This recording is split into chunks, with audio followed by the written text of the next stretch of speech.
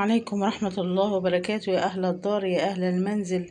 السلام عليكم يا جماعة. النهاردة أنا كنت طول النهار برا وسبتهم كده. بصوا شكلهم زعلانين مني قوي، شكلهم متأثرين جدا. فتحية شافتني كمان دخلت جوه، ما سألتش. بصوا شايفين، بصوا كوكي مفيش حتى ترحيبة، لأن أنا صراحة سبتهم طول النهار. بس قبل ما امشي أكلتهم يعني. قلت طبعا هاجي الاقي الدنيا متدرمغه، وطبعا حقيقي هو الصراحه انا مروقتش يعني قبل ما امشي عشان ما كانش في وقت. بس بص بقى، فتحيه داخله هنا واحسها انها زعلانه مني يعني. بصوا قطتي يا جماعه زعلت مني ان انا خرجت وسبتها. طب يعني ما اقضيش مصالح؟ انا كنت بقضي مصالح، طب اعمل ايه؟ بصوا زعلانين خالص ومقيرين مني جدا. بصوا مطنشيني بقى، بصوا التطنيشه، بصوا التطنيش. لاحظوا، لاحظوا، بصوا على التطنيش. بصوا من ساعة ما جيت كده وهما زعلانين مني. مش عارفة حتى، مش عارفة فين بقية القطط. هبص عليهم كده هشوفهم.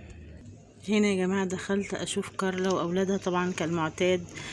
لقيت شحيبر عندهم واخدين القيلولة بتاعتهم بقى طول النهار. بصوا ده عينيهم هينفخها من كتر النوم. اكيد قام يشوفني ملقنيش.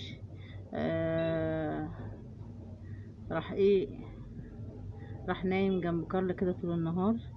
بصوا حبايبي حبايبي، انا اسفه جدا والله، ما كانش قصدي، بس التاخير جه يعني غصب عني. طب تعالوا نشوف كده بيبسي فين، ولا بيبسي بقى مش عارفه راح فين. بيبسي هنا قاعد اهو مستنيني هنا، ويا رب ما يكونش يعمل لي حاجه بقى، عشان انا مش ناقصه. انا راجعه صراحه من بره تعبانه، ويا دوبك قلت كده احضر لهم الاكل. انا كنت يعني مسويه لهم الاكل قبل ما امشي. قلت بقى اروح على طول كده اعمل لهم الاكل بتاعهم، اسويه يعني اسخنه لهم تاني وكده يعني.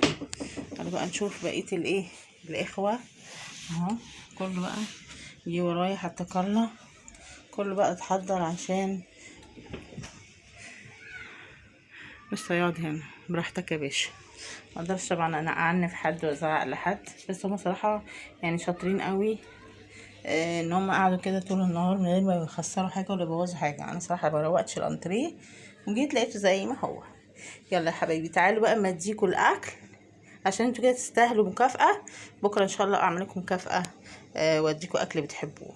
يلا اسيبكم على خير يا حبايبي، واروح اطعمهم بقى. السلام عليكم.